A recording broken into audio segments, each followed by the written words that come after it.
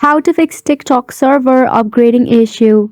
If you are facing this problem, press and hold your TikTok application and go to App Info. Right here, tap on Storage and Cache and tap on Clear Cache and Clear Storage. Then, from here, you have to open your phone settings. Now, tap on the search icon at the top and search for Developer Options. Tap on the suggestion. Right here, search for the option of Wi-Fi scan throttling and make sure it is toggled on. Simply toggle on the option of mobile data always active. Now, once you do that, you can head back from here and now you have to open your Google. Right here, you have to search for Down Detector. It is a website that will let you know if the server is actually down.